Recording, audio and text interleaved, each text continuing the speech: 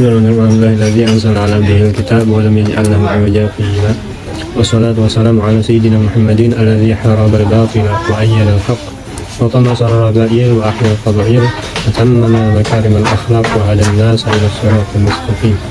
Siratal ladzina an'ama Allahu 'alaihim minan nabiyyin was-siddiqin wasyuhada'i was-shalihin wa 'ala alihi wa ashabihi alladzina ihtadaw bi hadiyihi wattaba'u ma rasamahu lahum. Dan lahumul muluk wa khudu'at li haibatihimul umam. Amma ba'd. Qala al-mu'allif rahimallahu ta'ala wa nafa'ana bihi wa bihi. Bismillahirrahmanirrahim.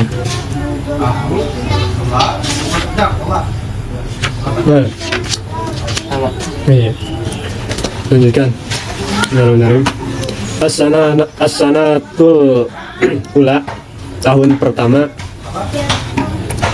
As-sanatul ula, tahun pertama minal hijrah, di tahun hijrah, tahun pertama hijriah. Mulai adanya tahun kan, kemarin sudah ditanggalkan. Tahun pertama hijriah, Bina'ul Masjid Asy-Syarif, yang pertama dilakukan oleh Nabi SAW, yaitu membangun masjid. Membangun masjid, Badul Azan, dan juga permulaan adanya azan.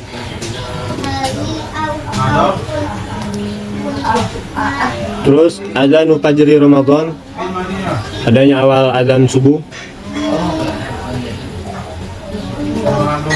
Azanul Jum'ah dan azan Jum'ah. Aku telah mendengar. Bisanatil ula, pada tahun pertama minal hijrah, dari hijriah, bana Rasul, Nabi membangun Masjidahu Asy-Syarif, masjidnya, Masjid Nabawi. Nah, permulaan adanya masjid yang sekarang ini Masjid Nabawi.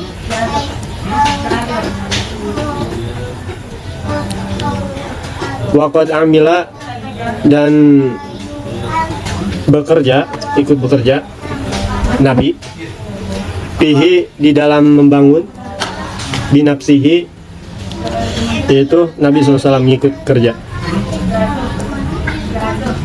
Liyuragiba, bertujuan untuk memberikan semangat. Liyuragiba, bertujuan untuk memberikan semangat al-muslimin, terhadap orang-orang muslim, fil amal, di dalam bekerja.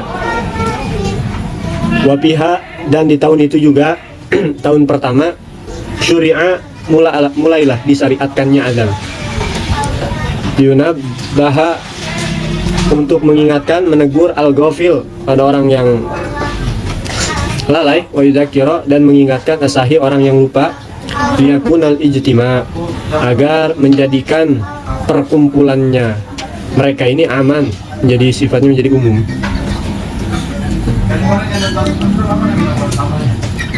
Wazada Bilalun fi adzani subuh, dan juga di situ Bilal menambahkan ketika azan subuh, yaitu lafaz as-salatu khairum minan naum, marratain, 2 kali. Fawafaqa, Nabi SAW menyetujui alaiha, atas syariat tersebut, azan. Fawafaqa, Nabi menyetujui atas azan tersebut, atas yang tadi as-salatu khairum minan naum. Wa kana Rasul, dan ketika itu Nabi SAW ya'muru fi jari Ramadan, memerintahkan, memperingatkan bihi al-ghafilun, orang-orang yang lupa, hatta yatanabbahu, sehingga mereka bangunlah, lisuhur, pada waktu tersebut, pada waktu sahur.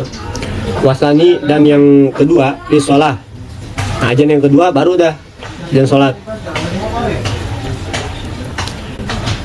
Wakana azanul Jum'ah wahidan, bahwasanya kalau azan Jumat itu sekali, min ahdi Rasul, ketika di zamannya Nabi, ila khilafati Abi Bakar, sampai zamannya Sayyidina Abu Bakar, Umar, dan juga zamannya Sayyidina Umar.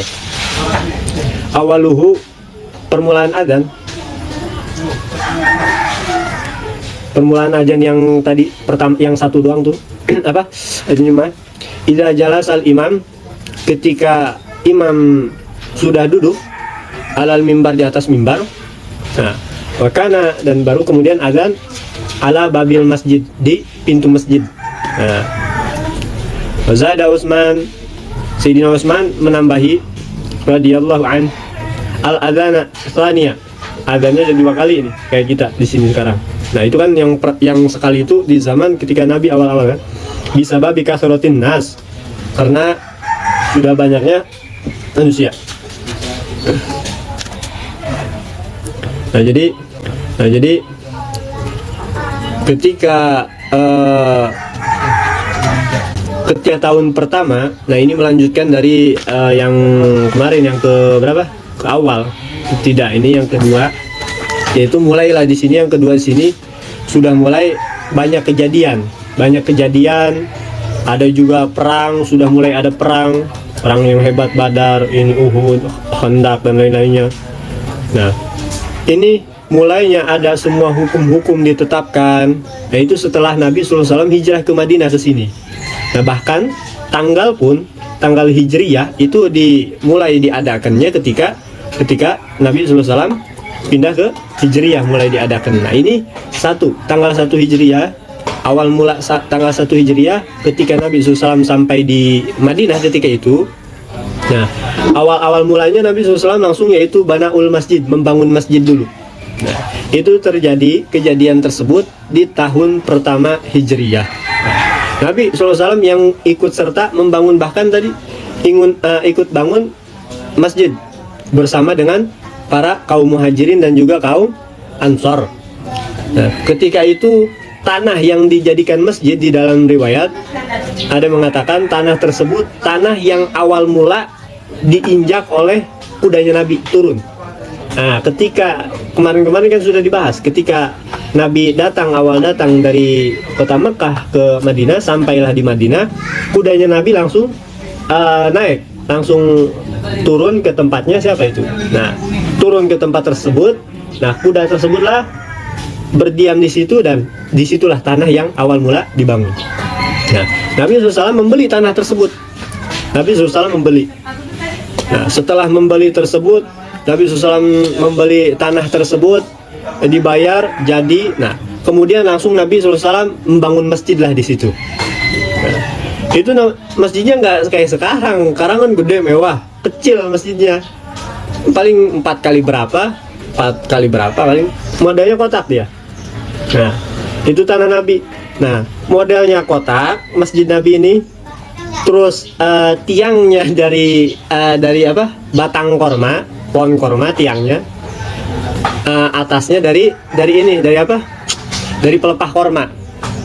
Bahkan sampai ada riwayat mengatakan itu atasnya pelepah kormanya aja itu nggak full, jadi cuman kan kotak itu tuh. Nah, yang depan doang dijadikan tutup pelepah korma atapnya. Nah, yang buat tempat imam, bahkan tempat imam nggak di tengah, di pinggir. Nah, itu masjidnya ada 3 pintu. Nah, setelah Nabi SAW membangun masjid yang modelnya kotak itu tuh, ngiblat ketika itu masih ke arah Baitul Maqdis, belum berubah ke Ka'bah, belum, masih ke arah sana, ke Baitul Maqdis. Nah, otomatis sholat juga masih yang ke sana, kan kotak anggaplah gini. Nah, sholat masih ke sana tuh. Setelah berubah, baru dah sholat jadi ke arah sana, ke Ka'bah, itu ke Mekah, baru arah sana. Nah, itu yang dijadikan atap pelepah korma itu yang depan khusus imam. Nah, itu juga Nabi sekaligus membangun itu pinggir daripada masjid itu. Nabi SAW membuat kamar. Nah, membuat kamar untuk istri-istrinya, Sayyidah Aisyah. Terus membuat 2 kamar tuh. Ketika itu Nabi masih 2 istri, kita gitu. Membuat kamar, satu buat Sayyidah Aisyah dan satu lagi buat yang lainnya. Nah, setelah itu di situ Nabi SAW juga membangun dengan semangat, bahkan ngikut bekerja juga. Waqad amila fihi binafsi, ngikut bekerja. Tujuannya apa? Liyuraghibal muslimin fil amal, ngasih semangat ke kaum muslimin, kaum ansor, kaum muhajirin di dalam bekerja. Semangat. Masih pakai batu, nggak zaman sekarang sih enak bangunan, pakai tembok, pakai apa. Dulu kan bebatuan. Bahkan bawahnya aja tikernya itu Nabi SAW masjidnya Itu tikernya dari batu kerikil yang kecil-kecil. Karena apa? Karena tanah takutnya kalau hujan jadi becek. Makanya dikasih tikernya itu dari batu kerikil. Nah itu tanahnya kecil ukurannya 4 kali berapa gitu. Terus tingginya juga nggak tinggi banget. Nah di tahun tersebut juga disyariatkanlah, yaitu namanya azan. Ketika itu azan belum ada.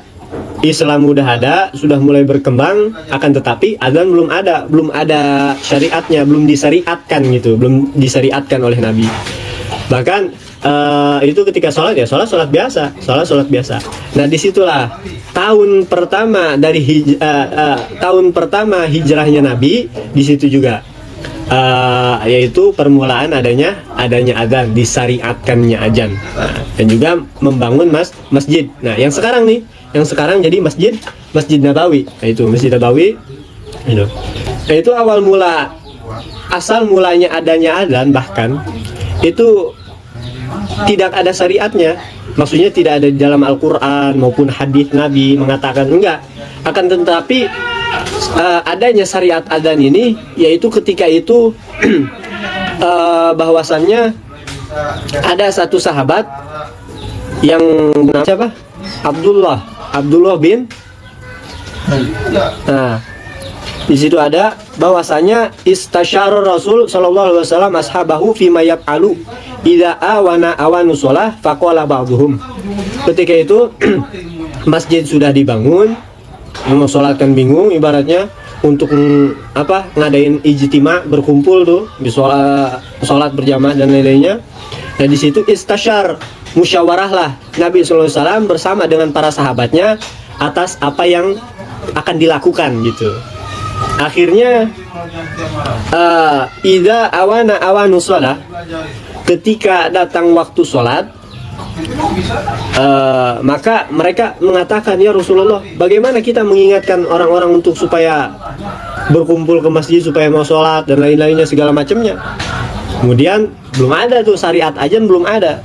Akhirnya faqala ba'dhum, sebagian sahabat ngomong. Yang pertama ngomong kayak gini, narfa'u rayatan, gimana kalau kita ngibarin bendera aja tuh, tanda bukti bahwasanya kita mau sholat di masjid tuh berjamaah, adanya sholat tuh, gimana tuh kayak gitu tuh. Kata Nabi SAW, enggak, jangan.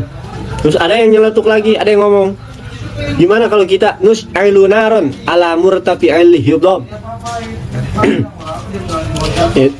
Ya udah kalau begitu mendingan kita nyalain api ala murtafi'il hidab. Terus itu api ditaruh di atas dataran yang tinggi. Nyalahin api, taruh di atas dataran yang tinggi. Terus kata Nabi SAW, oh jangan yang itu mendingan. Terus ada lagi yang ngomong nyeletuk, wa asyara akharun bibuk. Terus ada yang ngomong nyeletuk, ya udah kalau gitu ini aja dah. Nah gimana kalau kita trompet aja, pakai trompet. Nah terus kemudian kata Nabi SAW, jangan kayak gitu tuh, jangan pakai trompet. Kalau trompet mah kama taf'alul yahud, itu mah udah kayak orang Yahudi itu mah. Nah, kemudian ada lagi yang ngomong yaitu, ya udah ya Rasulullah, gimana kita ngasih tanda karena belum disyariatkannya azan, orang-orang nggak tahu sholat, maka kita kasih ini aja dah, bin nakus katanya, pakai lonceng. Kan Nasoro seperti orang-orang Nasrani. Kata Nabi, wah ngaco, jangan, itu udah kayak orang Nasrani, jangan dong, kita muslim. Akhirnya ada yang ngasih tahu kepada Nabi SAW, yaitu gimana kalau kita manggil aja dengan panggilan, ayo sholat. Ketika datang waktunya sholat. Kemudian Nabi SAW falam yuwafiqur Rasul sallallahu alaihi wasallam, akhirnya illa ala il akhir, terkecuali Nabi SAW setujulah atas pendapat yang terakhir, yaitu memanggil orang dengan kalimat azan. Nah, memanggil orang dengan kalimat azan. Akhirnya Nabi di situ setujulah. Nah, setelah Nabi setuju memanggil orang dengan kalimat azan, Allahu Akbar, Allahu Akbar. Nah, mulailah di situ ditetapkannya permulaan adanya azan. Nah, jadi azan ini nggak ada di dalam Al-Quran, nggak ada hadis Nabi, nggak ada itu, nggak ada perintahan, nggak disyariatkan. Akan tetapi itu melalui pernyataan dari sahabat Nabi itu adanya azan. Nah, kemudian wakana ahadul munadin. Nah, yang mana salah satu daripada sahabat Nabi ketika itu kok bisa adanya azan gitu, yaitu awalnya yaitu daripada sahabat Nabi Abdullah bin Zaid. Nah, inilah orang yang menetapkan hukum adanya azan sebelum sholat, yaitu Abdullah bin Zaid.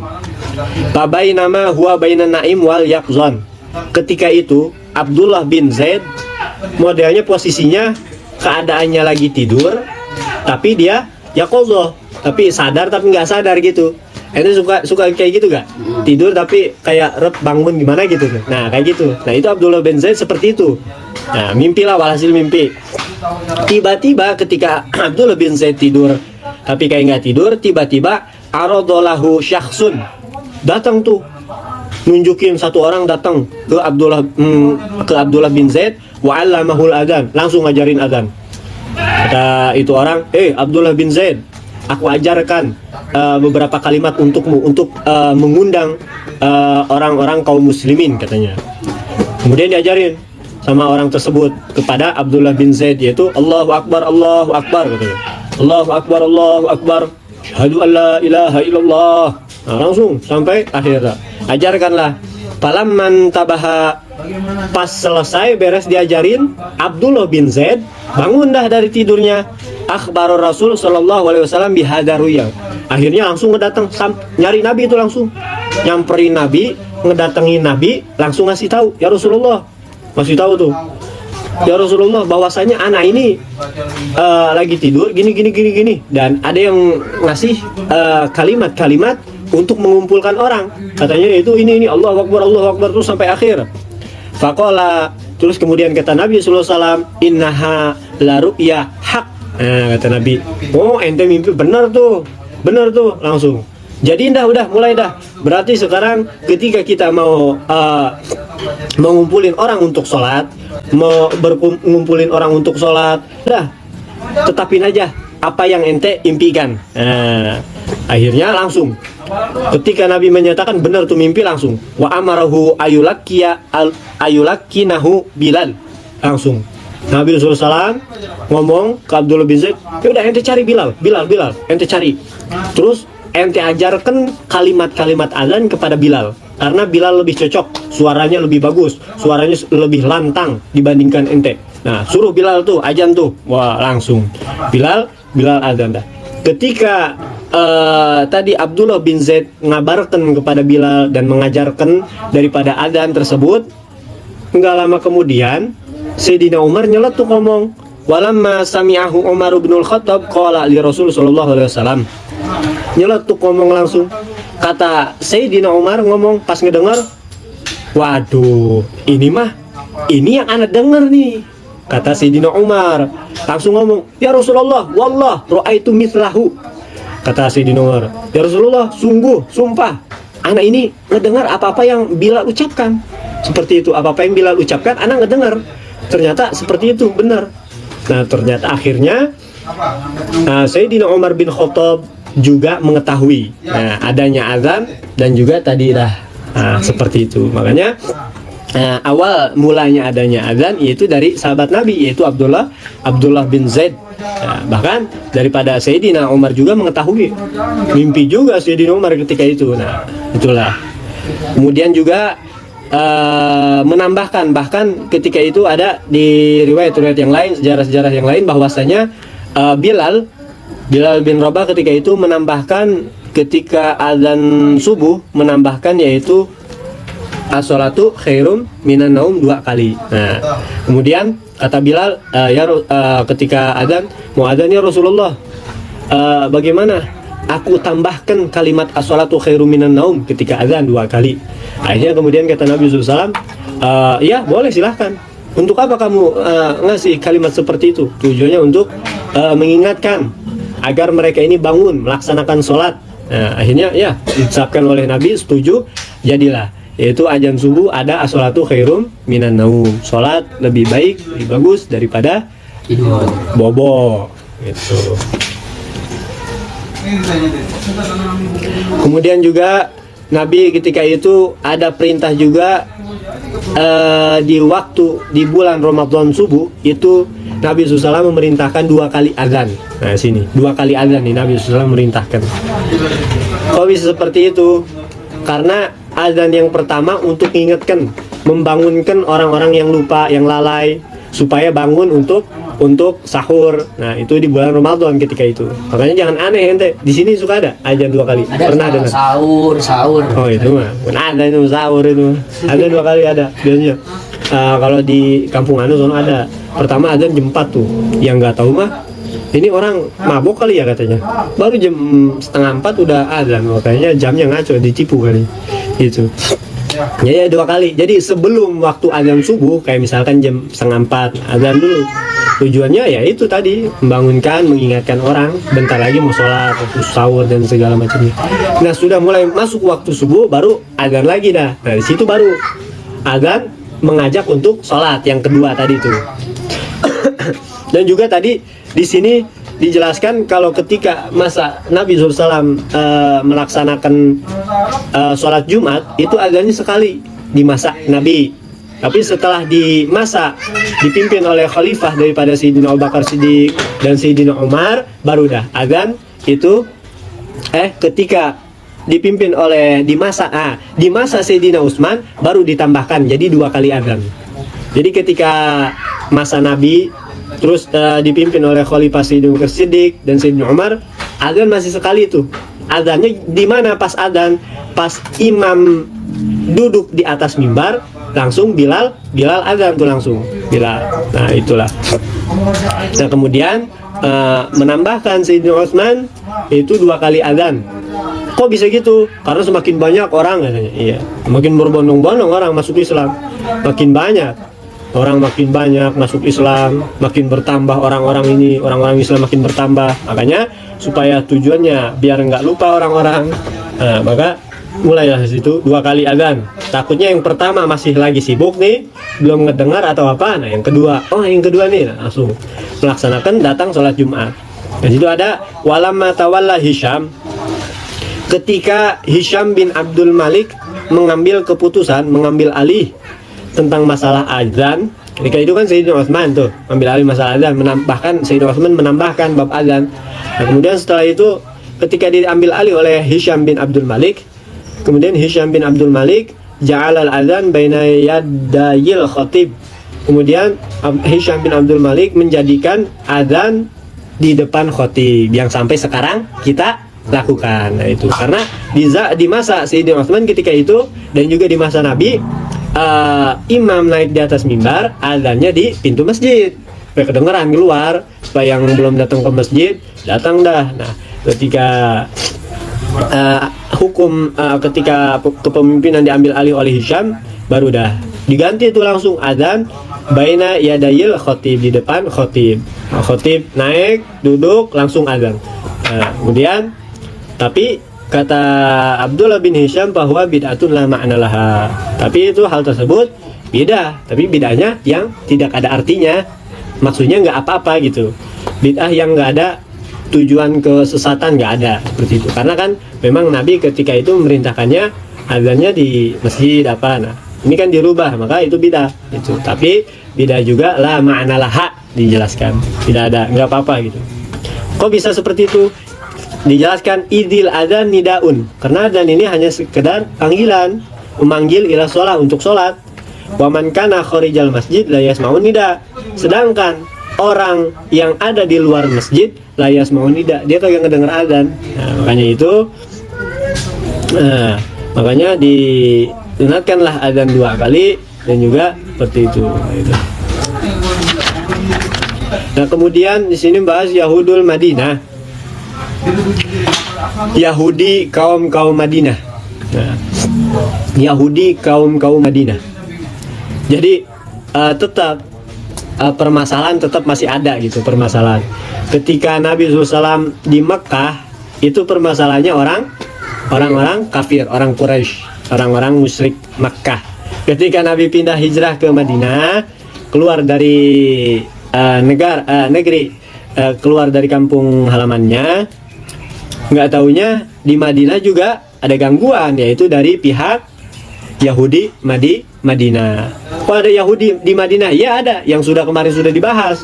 Bahkan orang-orang asli penduduk Madinah sendiri, orang Arab asli Madinah sendiri, yaitu dari Bani Khazraj dan juga Aus, mereka bisa iman kepada Nabi itu karena dikasih tahu oleh kaum Yahudi Madinah, yang mana kaum Yahudi Madinah ini yang sudah menetap di situ. Mereka pendatang Yahudi Madinah, jadi mereka sudah tahu dari kitab-kitab mereka bahwasanya kelak akan ada nabi, mereka akan diutus seperti ini seperti itu. Akhirnya Yahudi Madinah sebelum datang ke Madinah nih, nyarilah desa kampung yang mana desa kampung tersebut akan ada nabi, akan datangnya nabi, akan diutusnya nabi. Nah akhirnya udah tahu juga itu tentang ciri-cirinya ada. Pokoknya itu nabi ada di kampung yang ciri-cirinya banyak pohonnya, banyak kormanya, gini gitu segala macamnya. Nah, akhirnya Madinah lah yang pas dengan ciri-ciri tersebut. Akhirnya benar. Nggak taunya Nabi SAW ada datang ke Madinah dan sampailah Islam ke Madinah. Nah, seperti itu. Jadi ada juga orang-orang Yahudi Madinah. Ada watuhum lil muslimin, memusuhinya orang-orang Yahudi Madinah terhadap kaum muslimin. Ya di sini membahas tentang seperti itu. Ikhbaruhum, dan juga mengabarkannya mereka, ngasih taunya mereka anir rasul, tentang masalah Nabi qabla bi'atsatihi, sebelum diutusnya Nabi SAW. Nah ini yang tadi anak sudah ceritakan. Kemudian munafikul Madinah. Oh, tambah lagi ada apa? Munafik. Nah ini nih yang luar biasa nih, orang-orang munafik yang ada di Madinah. Ini yang susah. Munafik, lidahnya mengatakan asyhadu alla ilaha illallah, akan tetapi hatinya nggak nerima. Wa asyhadu annaka Muhammadar Rasulullah, tapi hatinya nggak nerima. Nah itu tuh yang parahnya, itu tuh orang-orang munafik Madinah. Nah itu. Kemudian juga ada lagi muahadatul Yahud, dan juga orang-orang yang musuhi Yahudi. Lamma ra'at Yahudul Madinah, ketika orang-orang Yahudi Madinah ngelihat intisyarul Islam pihak, ngelihat tersebarnya Islam di Madinah, alharu, maka memperlihatkanlah mereka al-adawata, permusuhannya lil muslimin, kepada orang-orang muslim. Makin gedak di situ. Ketika orang-orang Yahudi Madinah nih, ketika Islam sudah datang di Madinah, kemudian Nabi ada di situ, makin tersebar tuh Islam, makin banyak orang-orang yang masuk Islam, makin kuat kokoh ajaran-ajaran, makin mulai itu ajaran-ajaran Nabi kita SAW di Madinah, itu makin nampak tuh, makin kesel orang-orang Yahudi Madinah ketika itu, makin kesel ya. Wa akhadhu yajtahidun fi raddihim anil Islam. Kemudian bahkan mereka berusaha pengen ngelakuin gimana caranya orang yang sudah masuk Islam ngebalikin lagi tuh. Padahal awalnya orang-orang Madinah bisa masuk Islam, kaum Ansor, wasilahnya orang Yahudi. Bahkan diojok-ojok sama Yahudi. Nanti ada Nabi akhir zaman, ente harus masuk Islam. Nah, terus diojok-ojok sampai masuk Islam tuh. Sampai masuk Islam. Nggak tahu sudah masuk Islam. Nah, akhirnya orang Yahudi Madinah sampai berpikir, sampai yajtahidun, benar-benar berusaha supaya mereka ini kembali, jangan sampai Islam lagi. Udah pokoknya ini aja, jangan sampai Islam lagi, kafir lagi. Wa kanu min qablu yukhbiruna Arabal Madinah bi nabiyyin yub'ats. Sedangkan wa kanu, mereka ini min qablu, sebelum masuk Islam, sebelum ininya banyak, ini yukhbiruna Arabal Madinah. Nah ini yang sudah anda ceritakan tadi, ngasih tahu ke orang Arab Madinah binabiyyin yub'ats, bahwasanya akan ada nabi yang akan diutus. Nah itu yang tadi udah anda jelaskan. Qad qaruba zamanuhu, nah, bahkan sudah dekat masanya. Falamma bu'itsa, ketika Nabi SAW diutus, ista'zama ru'asahum ayyakunan nabiyyu minal Arab. Kemudian ista'zam, langsung ngerasa berat lah pembesar orang-orang Yahudi, mereka ayakuna nabi minal Arab, bahwasanya Nabi SAW ini berasal dari suku Arab. Karena yang mereka tahu orang-orang Madinah, yang mereka tahu dari kitab-kitab mereka, kaji segala macamnya, mereka ini bahwasanya di kitab-kitab mereka ini tahu bahwa kelak akan ada nabi yang akan jadi rasul diutus oleh Allah, oleh Tuhannya. Nah, akan jadi orang besar, orang hebat yang mana bisa memegang orang-orang di dunia ini akhirnya. Akhirnya disitulah langsung ngerasa berat, nggak nerima orang-orang Yahudi. Karena apa? Karena mereka berpikirnya yang diutusnya yang akan jadi nabi, yang akan jadi rasul itu dari kaum mereka tersendiri, gitu. Dari kaum mereka tersendiri. Enggak taunya bukan dari kaum mereka tersendiri, akan melainkan daripada kaum Quraisy, yaitu Nabi SAW dari orang Arab. Gitu. Wa kana yusaiduhum ala amalihim, dan juga wa kana yusaiduhum di saat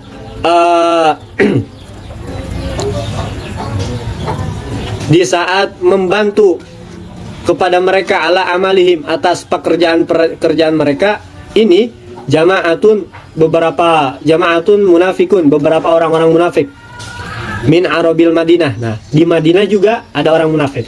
Jadi ketika Nabi SAW hijrah ke Madinah, makin tambah jadi 3. Ya, jadi 3 tuh. Kalau ketika Nabi masih di Mekah, itu yang paling berat ujiannya yaitu kafir Quraisy. Nah, tapi ketika di Madinah ini sampai 3 tuh. Orang Yahudi Madinah, orang munafik juga, dan juga kafir Quraisy juga. Tetap kafir Quraisy nggak diam, tetap masih gendak sama Nabi. Nah, itulah. Kemudian yang mana orang-orang munafik ini yar'asuhum Abdullah bin Ubay bin Salul. Nah, ketuanya nih, ketua orang-orang munafik yaitu Abdullah bin Ubay bin Salul. Jadi pemimpin. Cuman gagal tuh, gara-gara Nabi keburu datang. Nabi keburu datang, akhirnya gagal. Jadi ketika itu kaum Bani Khazraj dan juga Aus itu kan sering berdebat. Arab Madinah sering berdebat, sering ribut. Akhirnya sering ribut. Yang mendamaikan Abdullah bin Ubay inilah, bin Salul ini. Mau mendamaikan, hampir damai itu. Damai, akhirnya sehingga damai Aus dan Khazraj, sehingga akan dijadikan raja, mimpin Abdullah bin Ubay bin Salul ini.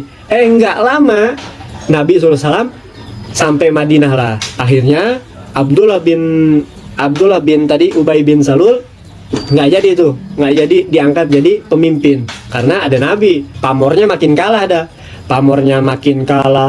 kuatannya makin kalah. Terus juga kata kita mah musuh dalam selimut itu, mau menghancurkan kaum muslimin, mau mengusir Nabi, tapi secara pelan-pelan.